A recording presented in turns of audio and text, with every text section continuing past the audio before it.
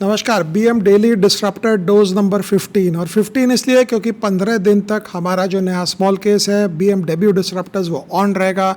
BMW डिस्रप्टर्स में हम वो कंपनियों के शेयर लेते हैं जो पीछे बुल मार्केट में आईपीओ आए थे और प्रमोटर ने अपना माल छेपा, प्रमोटर ने माल छेपा, उसके बाद लोगों ने लिया और उसके बाद ये स्टॉक जो है 30-40-50% डाउन है। वो स्टॉक्स हम ढूंढते हैं, हम स्पिन ऑफ स्ट्रैटेजीज ढूंढते हैं। इसमें ऐसी कौन सी कंपनी है जो स्पिन ऑफ कर रही है, जो अपने कंपनी के अंदर से एक छोटी सी स्मॉल कैप कंपनी निकाल रही है, मिड कैप कंपनी निकाल रही है जिसमें ग्रोथ ज़्यादा होता है। तो ये कंपनीज हम ढूंढते हैं। बीएमडब्ल्यू डिस्रप्टर्स में 15 दिन तक ये ऑन रहेगा। और आज हम बात करेंगे निफ्टी 50 की। हमारी निफ्टी 50 नहीं, हमने निफ्टी 50 हमारी जो है वो 1994 में स्टार्ट हुई। ये अमेरिका में निफ्टी 50, हमारे निफ्टी 50 में हम निफ्टी और 50 लिखते हैं। ये निफ्टी 50 अमेरिका में हुई थी 1970s में, जिसको हम बोलते हैं NIFTY FIFTY, निफ्टी 50 कंपनीज, जिसको हम बोलते थे कि वो मैड रोरिंग कंपनीज थी जिसमें कोई माँ बाप नहीं था, क्या हिसाब से भाव बढ़ते थे। क्योंकि 1950s 1960s के बाद अमेरिका में 70s में जो इनिशियल पार्ट में जो इतना बड़ा जो बुल रन आया, उसके बाद क्या हिसाब से स्टॉक्स गिरे। तो निफ्टी 50 में वही लॉजिक चलता था, वही स्टॉक्स चलते थे जिसको लेकर आज आदमी खरीदता है। बस फ़र्क यही था कि वहाँ पे उनका वैल्यूएशन जो था वो बहुत टेढ़ा था। फॉर एग्जांपल निफ्टी 50 कंपनीज में एक पोलोराइड करके कंपनी थी, पता नहीं आप लोग में से कितने जन समझे होंगे। पोलोराइड उस समय बहुत ही यूनिक चीज़ थी। आप किसी का फ़ोटो का अगर खींचना हो तो आप फ़ोटो खींचो और इमीडिएट नीचे में से उसका फ़ोटोग्राफ निकल जाता था साथों साथ। नहीं तो वो ज़माने के लोग जो हैं उनको पता होगा कि जब हम फ़ोटो खींचते थे और उसके बाद हम उस फ़ोटो को रील धुलवाने भेजते थे, बोलते थे रील धुलवाने भेज रहे हैं, उसके बाद वो 36 में से करीब 20-22 फ़ोटोएँ आती थी, 10-12 बर्बाद हो जाती थी। और उस समय ये नहीं था कि जितनी भी होती है 4-5-6 फ़ोटो ले लो एक साथ, एक ही साथ आदमी फ़ोटो लेता था, खड़ा होता था। और इसीलिए हम लोग साथ में बोलते थे चीज़ बोलने का मतलब है कि एक ही बार में हर एक आदमी हंस दो भाई।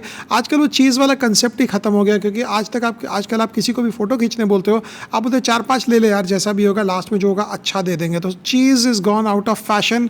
खाने वाला चीज़ नहीं, दांत दिखाने वाला चीज़, क्योंकि उस समय चीज़ बहुत ही प्रेडोमिनेंट था कि कहीं पर भी फ़ोटो खींचने का मतलब कि चीज़ बोलो। लेकिन पोलोराइड उस समय एक कंपनी ऐसी आई थी जो बोलती थी मैं आप अपना फ़ोटो अभी खींचें और अभी नीचे से हम आपको आउटपुट दिखाएंगे। और मेरे ग्रैंडफादर ने एक पोलोराइड लाया था लेट 70s में। और जब हम इसकी खास बात ये थी कि हम डिज्नीलैंड घूमने गए थे 1979 में। I was very small kid उस समय। तो 79 में जब हम डिज्नीलैंड घूमने गए तो जब डॉल्फिन डांस करती थी गोल गोल गोल गोल, पोलोराइड उसको कैप्चर ही नहीं कर पाता था, क्योंकि पोलोराइड स्टिल फोटोग्राफी में था। आप शांत बैठे तो फ़ोटो खींच लेगा, अगर सामने वाला मूविंग ऑब्जेक्ट है तो वो पकड़ नहीं पाता था। तो पोलोराइड का जो स्टॉक था अर्ली 70s में लोगों को पागलपंती चढ़ी कि एक नया चीज़ आया, न्यू थिंग। तो न्यू थिंग सेक्टर लीडर था, ग्रोथ हो रहा था, the entire world wanted to get into Polaroid cameras. हर एक आदमी सोचा मैं अपना पोलोराइड क्यों ना लूँ, और पोलोराइड का पी को चढ़ा दिया उन लोगों ने 95 के पी से। जो पोलोराइड गिरा,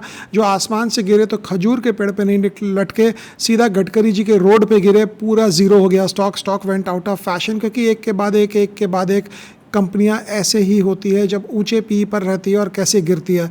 उसके साथ एक दो कंपनियां और थी उस समय, एक ईस्टमैन कोडक करके कंपनी थी। कोडक वो फिल्म वाली कंपनी थी। जेरोक्स जो फोटोकॉपी होती थी, जेरोक्स तो आज के दिन भी चलता है, लेकिन स्टॉक जो था उस समय 70-80% डाउन फ्रॉम द टॉप हुआ, क्योंकि उसका वैल्यूएशन बहुत ज़्यादा हो गया। तो ये कलेक्टिवली ये निफ्टी 50 कंपनीज बोला जाता था कि ये इतनी हाई ग्रोथ कंपनीज है, इनको एक अलग टैग दे दो। ये S&P 500 के पी से 2-3 गुना ऑन एन एवरेज ऊपर बिकती थी।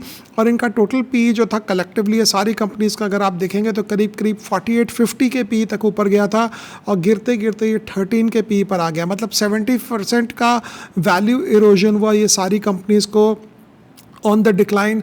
और ये इसलिए हुआ क्योंकि 1972-1973 में जब ये ओपेक बना, oil petroleum and exporting countries का ये जो समूह जो है जिसको हम कहते हैं, जो सऊदी अरेबिया, ईरान और ये सब ने मिलकर बनाया, वहाँ से इन लोगों ने दुनिया भर को दिया ऑयल शॉक देने के कारण इन्फ्लेशन बढ़ गया। पूरे द डेकेड ऑफ 70s जो था वो हाई इन्फ्लेशन एनवायरनमेंट में था, और हाई इन्फ्लेशन एनवायरनमेंट में हाई ग्रोथ स्टॉक्स अच्छे नहीं करते हैं।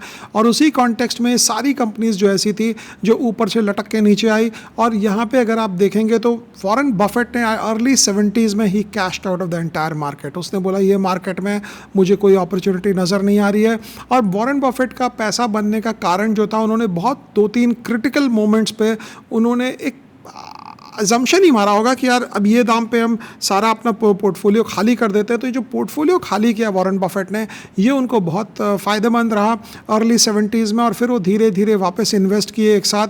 बोलते हैं कि लोग जो है ना वो पागल एक साथ होते हैं और फिर अकल उनको एक एक करके धीरे धीरे आती है। मतलब कि बुल मार्केट के टॉप पे हर एक आदमी एक साथ इन्वेस्ट हो जाता है, जिसको हम लोग अंग्रेज़ी में कहते हैं कि people lose their senses in one go. मतलब हर एक आदमी, जो लोग जो है एक साथ ही पागल हो जाते हैं, क्योंकि बुल मार्केट के टॉप में कोई भी भाव पे कोई भी कंपनी को कैश फ्लो है या नहीं है, ग्रोथ है या नहीं है, सब लेना चाहते हैं। लेकिन जब बेयर मार्केट आता है, धीरे धीरे जब बेयर मार्केट आता है, फिर एक एक करके आदमी को अकल आती है कि यार वापस इन्वेस्ट करें, वापस पैसा डालें, ये सब करें। लेकिन खास बात ये होती है कि जब मार्केट गिरा तो सिर्फ पोलोराइड, सिर्फ ईस्टमैन कोडैक, सिर्फ जेरोक्स के शेयर नहीं गिरे, पूरी मार्केट में तबाही मचाया उसने। वॉलमार्ट भी गिरा, बट वॉलमार्ट रिकवर कर गया। क्यों रिकवर किया? क्योंकि वॉलमार्ट में ग्रोथ था, 20-25% साल पे साल ग्रोथ कर रहा था। जॉनसन एंड जॉनसन रिकवर किया, रोज़मर्रा की ज़िंदगी की चीज़ें हैं उसमें। प्रॉक्टर गैम्बल रिकवर किया, क्योंकि ये जो कंज्यूमर स्टॉक्स होते हैं ये एक बार आउट ऑफ फेवर होते हैं, उसके बाद वापस फेवर में आ जाते हैं। कपड़े अगर आप आज नहीं खरीद रहे हैं तो ऐसा नहीं है कि ज़िंदगी भर ही किसी को कपड़े की ज़रूरत नहीं पड़ेगी। 1 साल नहीं खरीदोगे, 6 महीना नहीं खरीदोगे, बाद में अपने आप आदमी आता है खरीदने। रियल एस्टेट स्टॉक्स की बहुत पिटाई हुई उस समय, लेकिन उस समय रियल एस्टेट स्टॉक्स की इतनी पिटाई हुई कि बोलते हैं कि बैंक्स अमेरिका में आपके रियल एस्टेट शेयर्स के ऊपर फंडिंग ही बंद कर दी। तो मेरे को ये लगता है कि कभी भी बैंक या ब्रोकर आपको फंडिंग बंद कर दे, जैसे कई बार कोई स्टॉक मुझे नजर आता है कि ट्रेड टू ट्रेड में है, तो पहले तो लगता था अरे यार ले लोगे तो उस पर मार्जिन नहीं मिलेगा, लेकिन आज लगता है जो ट्रेड टू ट्रेड में है उसी में कुछ ना कुछ दम है। बिकॉज अगर कोई स्टॉक ट्रेड टू ट्रेड में है तभी उसमें अपॉर्चुनिटी बनती है आपको लेने की, क्योंकि कोई और लेगा नहीं।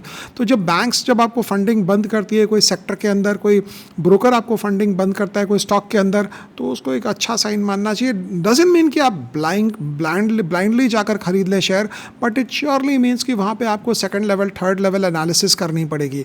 एक और चीज़ जो समझने में उस समय थी कि एयरलाइन के स्टॉक्स बहुत गिरे, लेकिन airline was undergoing a change. मतलब पहले प्रोपेलर वाले फ्लाइट होते थे जो सामने पंखा चलता था फ्लाइट का, वो चेंज होकर जेट आ रहा था। तो जेट एयरवेज तो हमारी एयरलाइन थी जो आसमान से गिरा और सीधा गडकरी जी के रोड पे गिरा। बट हमारे यहाँ पे तो ये नहीं, बट अमेरिका में जो प्रॉपेलर वाले प्लेन्स थे उनको फॉकर बोला करते थे। फॉकर, FO करके कोई नाम होता था, शायद वो ब्रिटिशर थे या कौन था, कंपनी मुझे याद नहीं आ रहा है। तो वहाँ से जब जेट में चेंज हुआ तो बहुत बड़ी कॉस्ट सेविंग हुई, but people were ready to ignore everything. किसी को कुछ नहीं करना है क्योंकि बेयर मार्केट आ गया, सबको शेयर बेचने हैं, सबको बाहर निकलने हैं, और जो वहाँ पे रहा वो उस समय पैसा कमाया। इसमें मार्क ट्वेन करके एक बहुत ही गजब के अमेरिकन ऑथर थे, तो उन्होंने बोला कि उनका पहले का बोला हुआ है कि a cat who sits on a hot stove will never sit there back again and she won't sit on a cold one either। मतलब कि अगर एक बिल्ली एक गर्म स्टव के ऊपर बैठ जाती है, उसके लिड के ऊपर बैठ जाती है, तो वहाँ वापस नहीं बैठेगी, लेकिन वो ठंडे पे भी नहीं बैठेगी। और हमारा देसी वर्जन इसका है, दूध का जला भी छाछ फूक फूक के पीता है। तो देसी वर्जन भी है, विदेशी वर्जन भी है। इसका ये मतलब हुआ कि जो लोग उस समय स्टॉक मार्केट से बाहर हुए, जो लोग सोचे कि शेयर बाज़ार गलत चीज़ है, वो कभी भी वापस शेयर बाज़ार में नहीं आए। और उनके लिए ये हो गया कि जब बाद वाली जो बड़ी रैली आई, मैसिव रैली आई, उसमें देवर नोवेयर टू बी सीन। तो ये जो चीज़ें होती है हम आपके साथ शेयर करते हैं, पिछले पुराने हिस्टोरिक इवेंट्स, ऐसे कौन कौन से इवेंट्स होते हैं जहाँ पे आदमी बहुत बड़ा पैसा बनाया या पैसा बनाने से वंचित रह गया। और ये होता है कि हिस्ट्री रिपीट्स इटसेल्फ। बोलते हैं लोग कि history repeats but never rhymes, लेकिन यहाँ पे तो राइमिंग और रिपीटिंग बहुत होता है स्टॉक मार्केट में। चीज़ें महंगी होती है, महंगी के बाद सस्ती होती है। जब महंगा होता है तो सब लेते हैं क्योंकि लोगों का दिमाग एक साथ ख़राब होता है, और जब सस्ता होता है तो धीरे धीरे लोग लेते हैं क्योंकि दिमाग वापस ठीक लोगों का धीरे धीरे 1 by 1 होता है। और ये समझने की बात होती है कि ये सिचुएशन सिर्फ 1970s के अमेरिका के निफ्टी 50 बुल मार्केट को कोलैप्स करने के लिए नहीं था। ये सिचुएशन हर वक्त होता है, वापस होगा, होता रहता है। ये जैसे वो महाभारत में बोलते थे ना कि मैं समय हूँ, मेरे पास वक्त बहुत कम है फिर भी मैं समय हूँ। तो ये वही वाली बात है, मेरे पास वक्त बहुत कम है फिर भी मैं समय हूँ। तो ये वो मैं समय हूँ वाली बात है, और समय रिपीट करता रहता है। आप हाई पी स्टॉक्स लेंगे तो फंस जाएंगे। कब फंसेंगे? जब वो हाई पी में ग्रोथ कम होगा। सो हाई पी में अगर ग्रोथ है तो सब कुछ ठीक है, तो अगर ग्रोथ नहीं है तो प्रॉब्लम है। तो ग्रोथ है तो सेफ है, अगर ग्रोथ नहीं है तो अनसेफ है। बहुत सिंपल सी कंसेप्ट है, इसको पूरा आप दिमाग में रखें। पॉलिटिक्स बिल्कुल नहीं कर रहे हैं, जो बात समझ में आ रही है वो बात आपके साथ बता रहे हैं। कल परसों एक और कोई इवेंट लेंगे, ऐसा ही कोई टॉपिक लेंगे जो शायद आप लोग को अच्छा लगेगा। और ये 15 नंबर गया हमारा BM डेली डिस्रप्टर डोज। 14 और सेशंस आएंगे, उसके बाद ये भी बंद हो जाएगा, बिकॉज हमारा जो नया वाला स्मॉल केस है BMW डिस्रप्टर्स वो भी बंद होगा और उसके बाद वापस खुलेगा नए रेट पे, नए टाइम पे। Thank you.